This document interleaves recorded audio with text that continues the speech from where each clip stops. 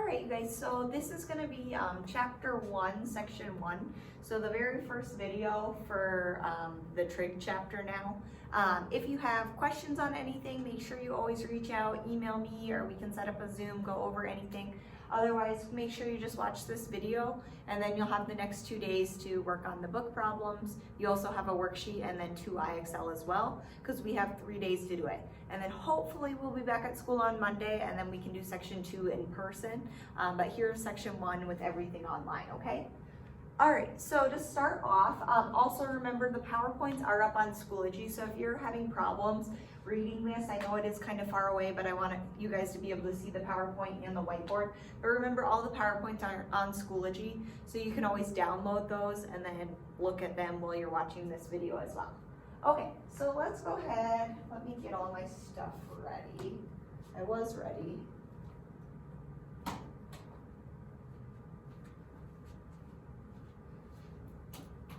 Okay, so today we're going to go ahead and start by talking about angles. And first of all, just what an angle is, just the definition. It says it's determined by rotating a ray, which is just half a line, so we're not dealing with like a full line, just half of a line, about an end point. So one side is the end, it's going to stay in a certain position, and then you're just going to rotate it, staying at the position. So if like your ray's here, take your end, rotate it, that's going to be your angle.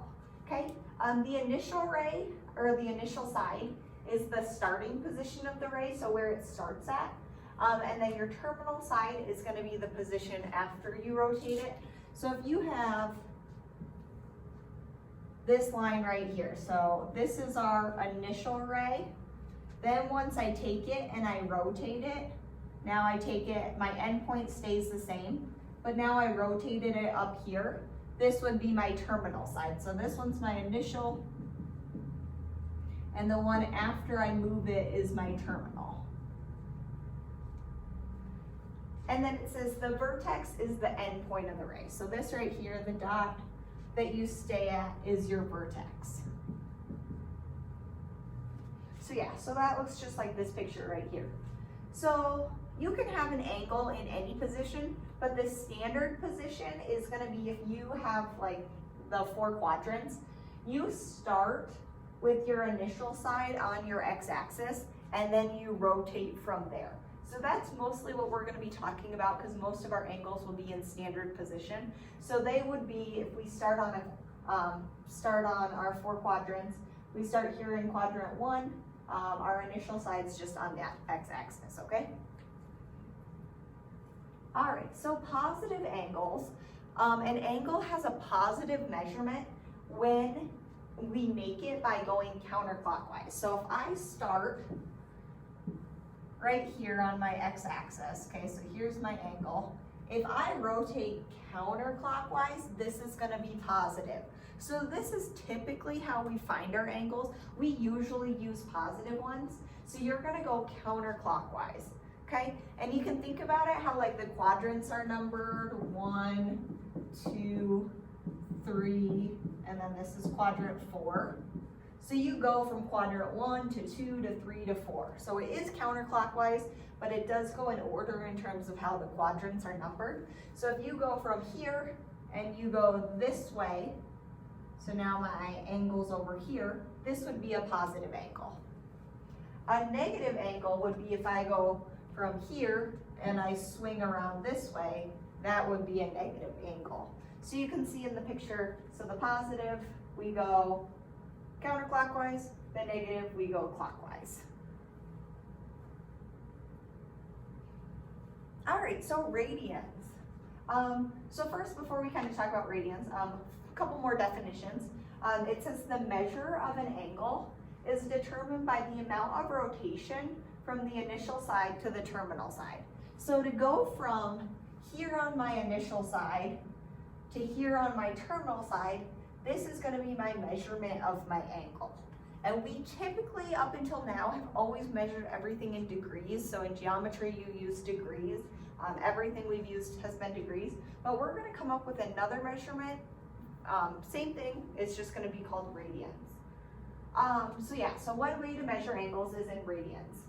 to define a radian, to figure out what a radian is, what we use is our central angle of our circle. So like in our picture right here, this theta represents an angle. So this could be, theta could be in degrees or it could be in radians, but that central angle, so the center of my circle, so this central angle right here, that helps me figure out my radians. So yeah, so central angle is just the angle whose vertex is going to be the center of the circle.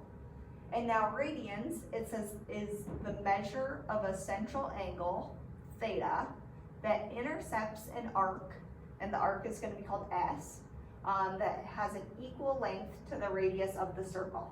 So here is my radius of my circle.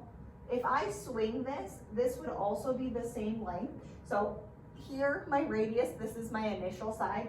When I swing it up here and it becomes my terminal side, it's still the same length. It's still like one radius long. And then this right here, this like S is also the same length. So my S is equal to my radius. So it says my arc length is also equal to my radius. Okay, so my arc length is equal to my radius when my theta is equal to 1 radian. So basically, like the easiest way I explain like degrees and radians is, so like a circle, we know that a circle has 360 degrees. We know that from elementary. So one rotation all the way around a circle is 360 degrees. Well, we also know that like 2 pi is going to be equal to 360 degrees. So one rotation around a circle, so if I take my angle, rotate all the way around, it's either going to be 360 degrees or 2 pi. Okay, and so when you're talking about pi's, that's talking about radians. So they're the same exact thing, they're just like 2 different languages. Just how like English and Spanish, you can say the exact same thing, but you're just saying it differently, like 2 different languages. So you have like degrees and radians, they're the same exact thing, they're just 2 different ways to talk about it, okay? So think of them as like 2 separate languages, okay? Okay, so then to go from degrees to radians, kind of how they relate to each other. So degrees, it says 1 degree is equivalent to a rotation of 1 over 360 of a complete revolution about the vertex. Because if I think about a circle, so here's my circle right here. So 1 time around a circle is 360 degrees. So 1 degree would just be equal to 1 over like 1/360th of the circle. Okay, so if I had 360 little chunks around the circle, each of those is a degree. So 1 degree is equal to 1/360th of that circle. And then it says, so since a complete revolution, so when I go all the way around my circle, is equal to 2 pi, we know that 360 degrees is equal to 2 pi. We also then would know that 180 degrees is equal to pi. So if I put this on my quadrant, so here's my circle. So 1 time around is 360 degrees. So when I go around, I'm at 360 degrees, or 2 pi. Well, when I go just from here to here, so from here to here, I only go pi, or 180 degrees. Okay, so if I just go from here to here, I'd have the pi, or 180 degrees. But if I go all the way around, I have the 360, or the 2 pi. Okay, so then knowing that, we know that 1 degree is equal to pi over 180 radians. And then 180 degrees over pi is going to equal 1 radian, just by using proportions and solving that. Okay, so then the equation for how to go from degrees to radians to convert between the two, it says to convert degrees to radians, you take whatever degree value you start with, and you multiply it by pi radians over 180. And then if you start with the radians, and it asks you to go to degrees, you start with your radian value and you multiply it by 180 degrees over pi radians. Okay, so let's go ahead, let's practice a bunch of these.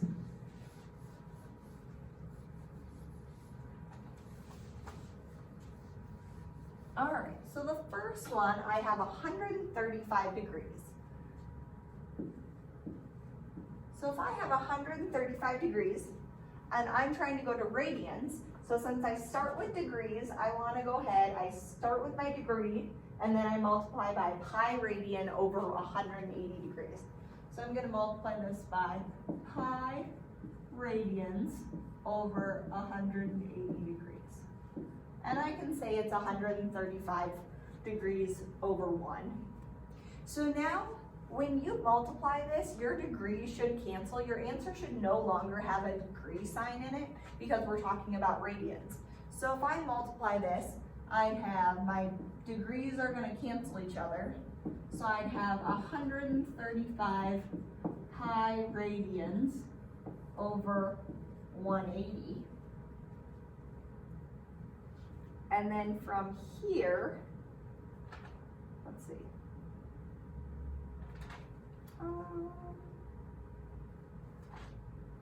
Actually, I didn't write it down. I'm sure I can simplify that. Sorry.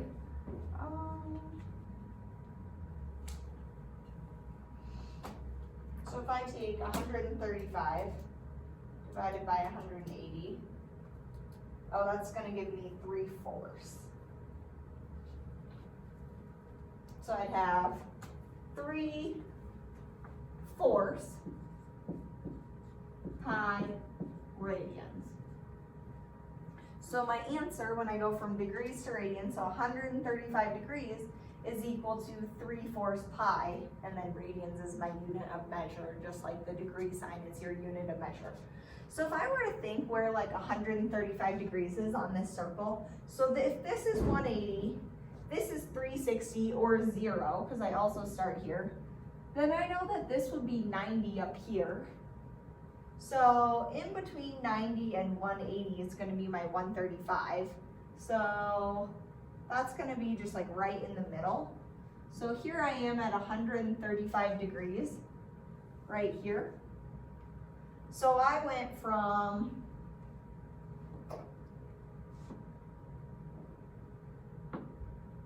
erase all these extra lines so we don't get confused.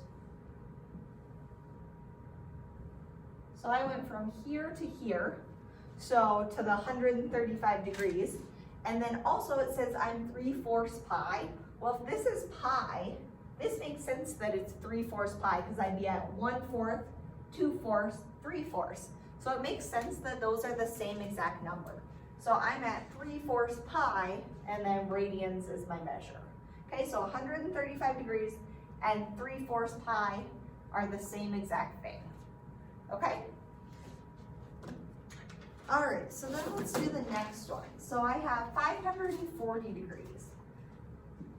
So 540 degrees, since I'm starting with degrees, I'm gonna go ahead, multiply by the same thing. I'm multiplying by pi radians over 180.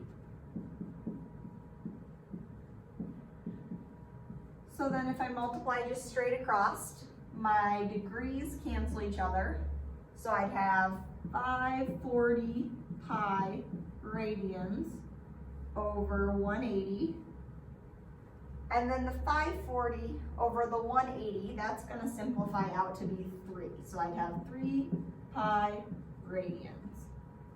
Which if we think about it in terms of our circle, so 540, so 3 pi, if I'm going like this, I go 1 pi, 2 pi, 3 pi. So my angle for this one should be right here on my x-axis. So I went, and here would be my 3 pi. So I went around one time, and then I came here. So I went around once, and now I'm here at 3 pi. And if I think about it in terms of degrees, so 360 plus 180, that's going to give me that 540 that I started with. so the degrees and the radians are the same. We can see that they're the same measure, okay? So that one would be 3 pi. Then my last degree one, we're gonna start with a negative this time. So we have negative 270 degrees over 1 times pi radians over 180 degrees. So now if I multiply these, so I'd have negative 270 pi radians, because my degrees cancel each other, and then over 180. And then when I simplify that, I'm going to get negative 3/2 pi radians. Okay? And the negative, we know we talked about positive and negative angles. So the negative means I'm going to be going this way. So for this one, I would be up here. I would go negative, and then I'd be at 3 pi over 2. So I'm 1 full pi and then 1/2 of a pi. So I would be up here. And that'd be the same thing as negative 270. So if I go this way, it'd be up here, it'd be negative 270, okay? All right, let's do the other ones.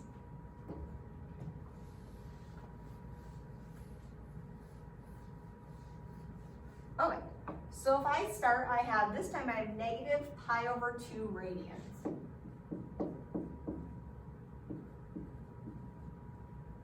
So when I start with radians, what I want to do is I want to multiply by 180 pi over pi, or 180 degrees over pi radians.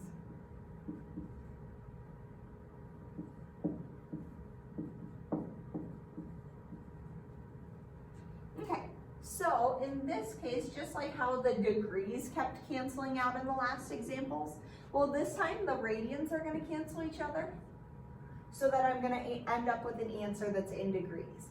So if I have negative pi over 2 times 180 degrees over pi, besides just canceling my radians, I can also cancel my pi's. So I'm going to have negative 180 degrees over 2, which is going to give me negative 90 degrees. Okay, so that one should be negative 90 degrees. And that makes sense because if I draw a circle,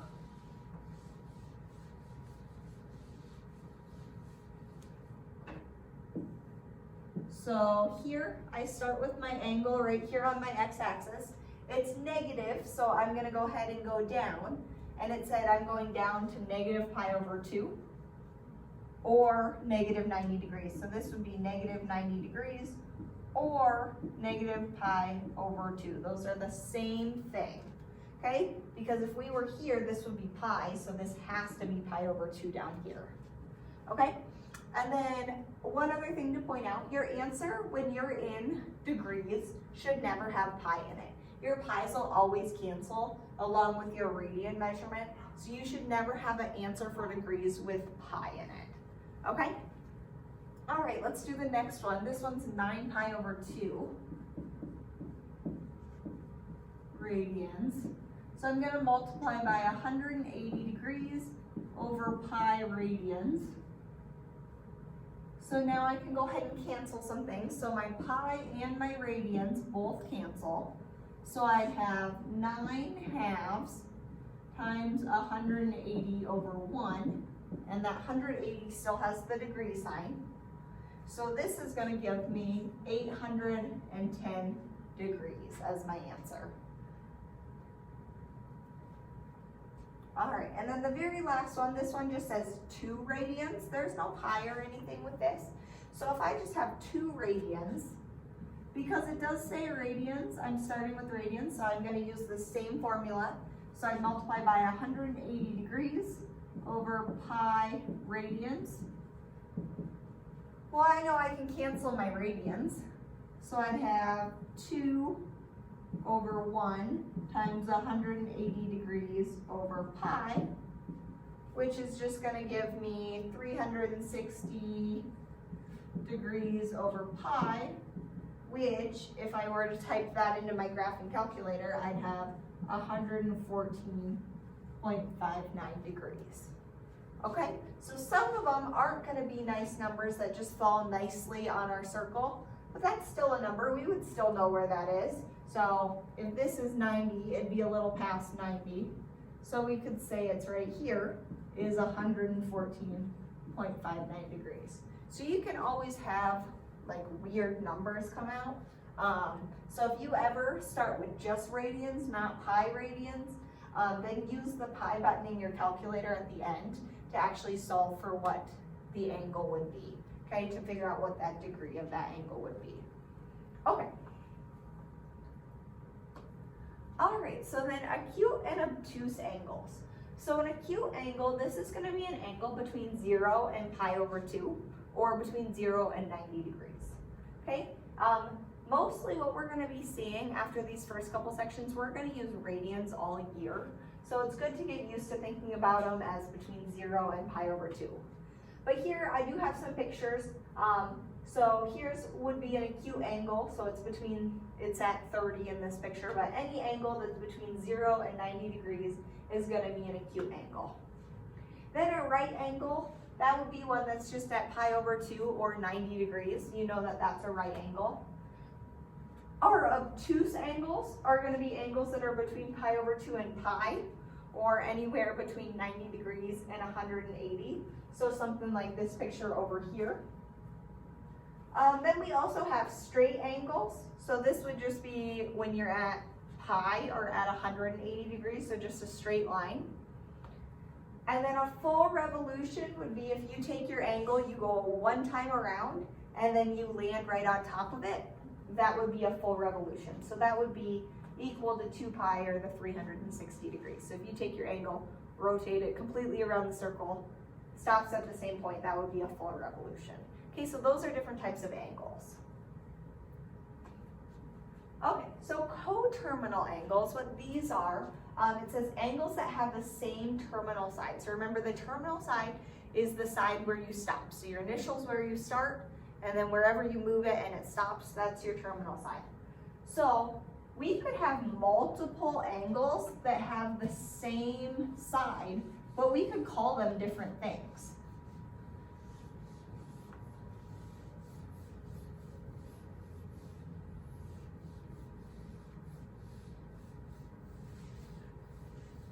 Okay, so like, if I were to draw a picture, so if I have an angle right here, so from here to here is some angle measurement. What if I went all the way around the circle and I stopped at this spot again? That's the same exact angle, but it would be, I would have different names for it, okay? Because this would be, let's give this one, we'll say it's pi over 4.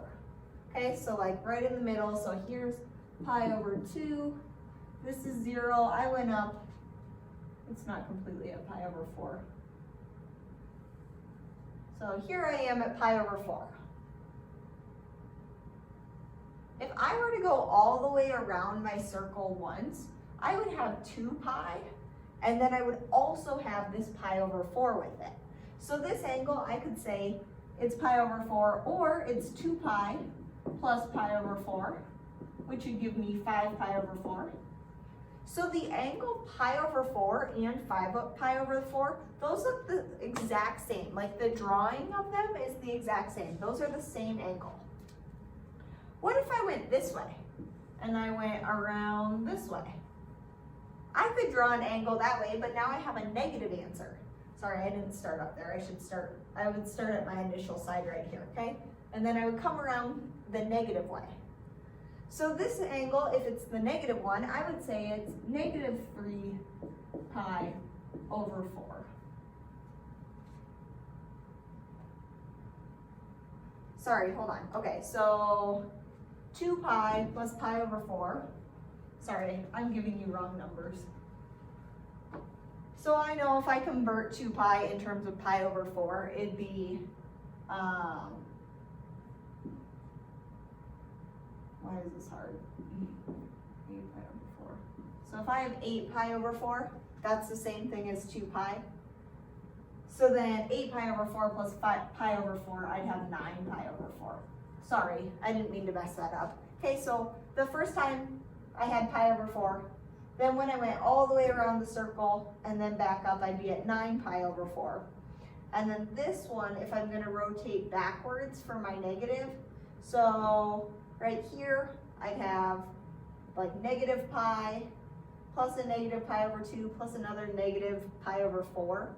So that one I would have negative, so 4, 5, 6, negative 7 pi over 4.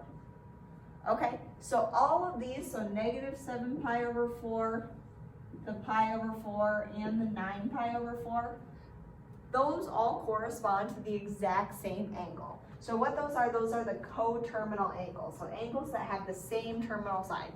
Because here's my picture, but depending on how I get to it, depends on what my answer is. Because if I just go to it right away, or maybe I go around a couple times, or maybe I go negative, so you have different answers for that. Okay, so the way to solve these is if it says like, find your other coterminal sides. You could have multiple coterminal sides, you'll have lots and lots of them. But you'll usually just have to find 2 of them. And the way you do that is if you have a negative angle to start, you're going to add 2 pi. And if it's positive, you're just going to subtract 2 pi. Okay, so that's how you can find your coterminal angle. So if I have 13 pi over 6. So because this one is positive to start, I'm just going to subtract out my 2 pi. So if I subtract out 2 pi, so first I need to go ahead and get that in terms of 6. So I'd have 12 pi over 6. So then I can just subtract nicely. So 13 pi minus 12 pi would just give me 1 pi. So I'd have 1 pi over 6 would be my answer for my coterminal angle. Okay, so then in terms of what that picture looks like, so pi over 6, that's just going to be right here. So from here to here is pi over 6. And then 13 pi over 6 would be from here to here, would be 13 pi over 6. Okay, so it just depends. So originally for my first angle, I went all the way around my circle and then I stopped right here at 13 pi over 6.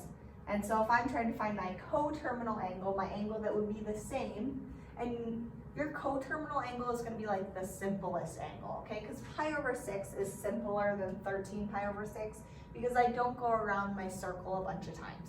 Okay, so my coterminal angle would just be pi over 6, okay?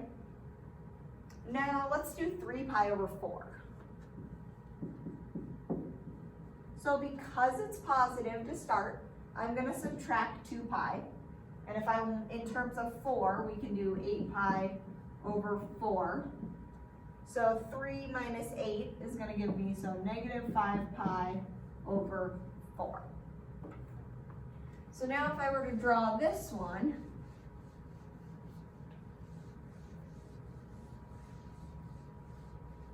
I would have, so I started with 3 pi over 4. So remember, this is 0, this is pi over 2, this is pi, this would be 3 pi over 2, and then this would also be 0 or 2 pi, just depending. Okay, so if I'm at 3 pi over 4, I know that that's going to be in between 1/2 and 1, so in between pi over 2 and pi. So my 3 pi, we'd be right here for my angle. So this would be 3 pi over 4. So then my coterminal angle of negative 5 pi over 4 would be this one right here. So negative 5 pi over 4. So same angle, one's just the positive and one's the negative. Okay, so same angle, one's positive, one's negative. Okay, then the last one, this one it says negative 2 pi over 3. So since this one is negative to start with, I'm going to add 2 pi, and since I'm in terms of 3, I'd have 6 pi over 3. So negative 2 plus 6 is going to give me 4 pi over 3.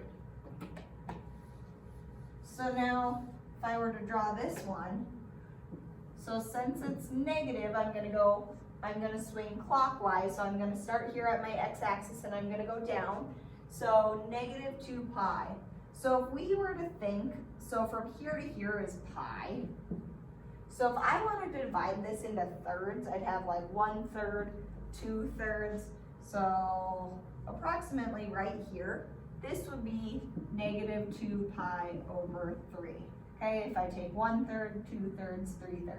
So this would be from here to here would be negative 2 pi over 3. Now my other one, 4 pi over 3, if I go 1/3, 2/3, 3/3, 4/3, that would be this one right here. So 4 pi over 3 would be that angle right there. Okay, so coterminal angles are literally just the same exact line. You just have different, sorry, I'm just checking on your guys' Zoom.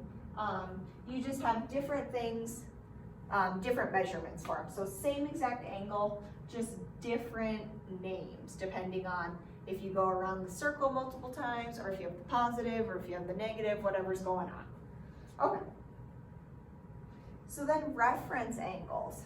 So what these are, a reference angle is going to be the angle, depending on wherever you're at, it's the angle that gets you back to your closest x-axis, okay? And these are going to be used in solving a lot of things. So instead of actually always using the angle, because it's always easier to work with things in quadrant 1. So if you have other angles that are in different quadrants, we can find reference angles, which make things a lot easier for solving. So we're not going to do any of that like solving stuff in this section, but this is just introducing what they are, okay? So a reference angle is literally just, you take your angle and you go to your closest x-axis, okay? So in quadrant 1, your angle is going to stay the same. So here in this picture, so my angle is in green and my reference angle is in red. So my closest x-axis is here, so it would be the same exact angle. In quadrant 2 over here though, if I have this angle right here, well, to get back to my closest x-axis, I could just continue, I could keep going on, and then this would be my reference angle. So the way that I calculate that is I would use 180 degrees minus my angle, because 180 degrees would be this whole thing.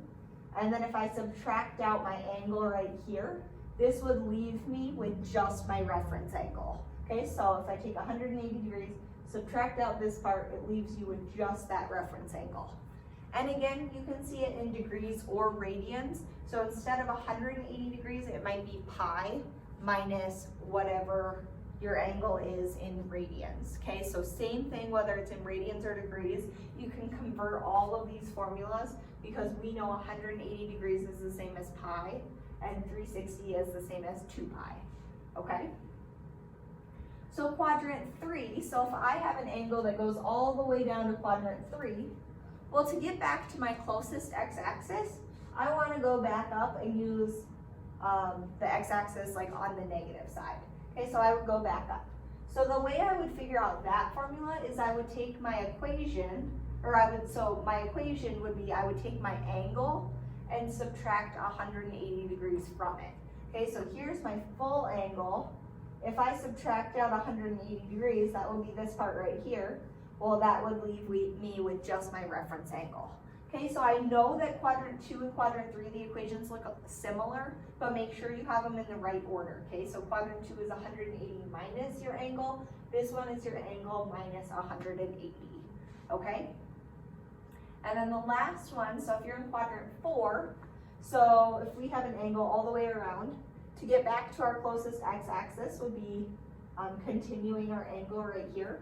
So if I take 360 degrees and subtract out my angle, so if I take one full circle, subtract out this, it would leave me with just this part right here for my reference angle.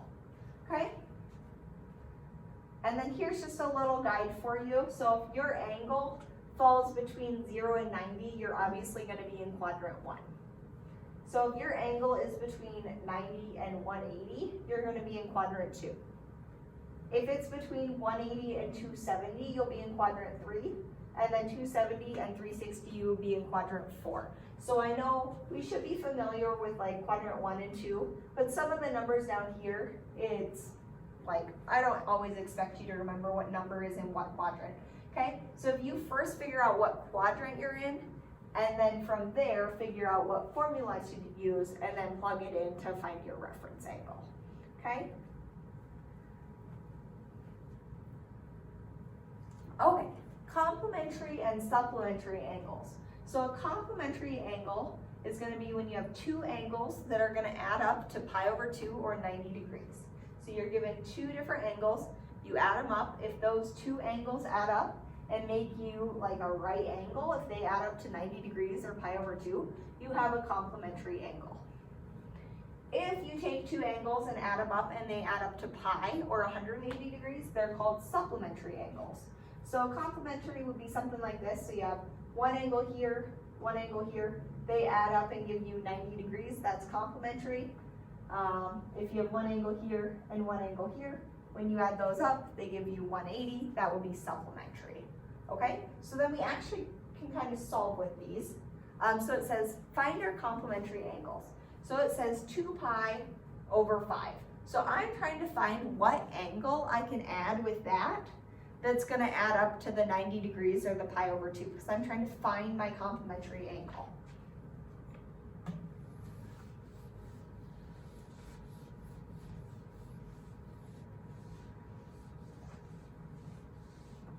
Okay, so I have 2 pi over 5. I'm trying to add some angle, so we can just call it x. And I need it to add up to be pi over 2.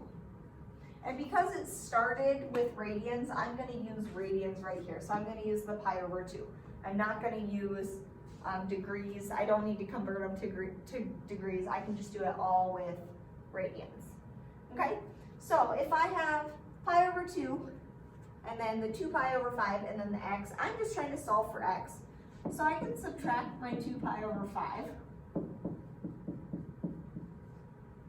So I'd have x is equal to, then if I take pi over 2, I want to convert this so that it's in terms of 5. Or let's put them both in terms of 10. So I would have negative 4 pi over 10 is the same thing as negative 2 pi over 5.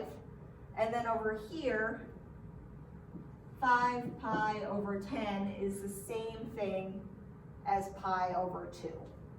So then 5 pi minus my 4 pi is going to give me 1 pi over 10. So my complementary angle, so if I'm trying to add up to 90 degrees, so my first angle, 2 pi over 5, was like right here. And then my second angle, my pi over 10, is like this. When I add those together, I get 90 degrees, and I have a complementary angle. Okay? So it'd be pi over 10 for that one. All right, the next one, I have 4 pi over 5. So I can go ahead, plug it right into the same equation that I just used.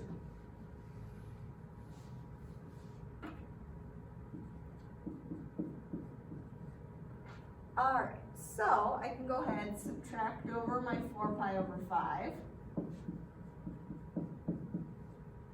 So I'd have x equals, let's put it in terms of 10 again, so we have common denominators. So I'd have negative, so I'm multiplying by 2, so negative 8 pi over 10. Well, now if I have 5 pi and negative 8 pi, I'd have negative 3 pi over 10. Which this doesn't make any sense. So you can't have a negative angle. So basically this is telling me that I actually need to subtract 3 pi over 10 to give me a right triangle, to give me that pi over 2.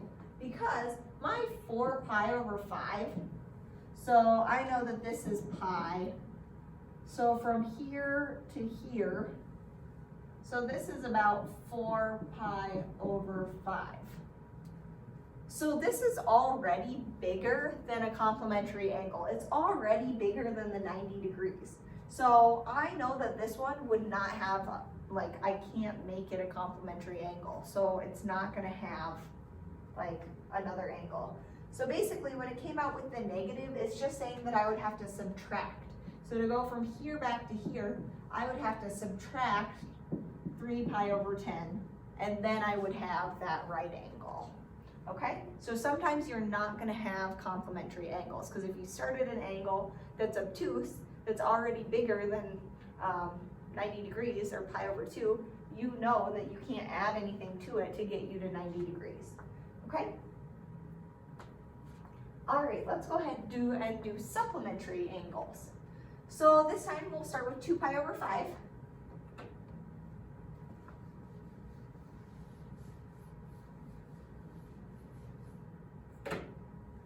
But this time, for my supplementary, this is when I add them up and they go to 180 or up to pi. So I would set it equal to pi. Okay, so I can go ahead and subtract my 2 pi over 5. So I'd have x equals, and now we need to turn this into terms of 5. So I know that my x is the same thing as 5 pi over 5. And then this, I still have just negative 2 pi over 5. So 5 minus 2 is going to give me 3, so I'd have 3 pi over 5. Which makes sense, because 2 pi over 5 plus 3 pi over 5, that's just going to give me pi, which would be my angle of 180 degrees, or pi. Okay, so my picture, so my 2 pi over 5 is something like this. So from here to here, and then from here to here is 3 pi over 5. And when I add this angle and then this angle together, that's going to give me the supplementary angle, because they're going to add up to 180 degrees. Okay? Now if I do it with 4 pi over 5,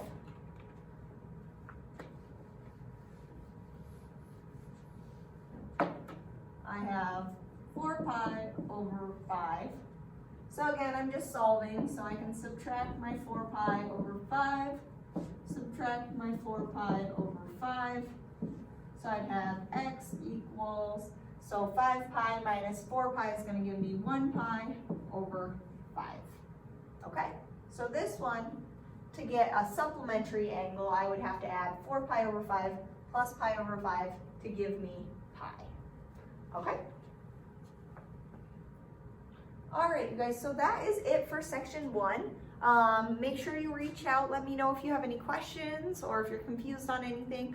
Otherwise, I will just see you guys hopefully in person on Monday. Remember, you don't have to actually log on to the Zoom. You just have to send me an email in the morning for your attendance, or you can get on Zoom and just work while I'm working, and we can talk about problems, go through the homework together. So whatever works for you, I just need to hear from you by 3rd period so that I can count you here. So either get on Zoom or send me an email.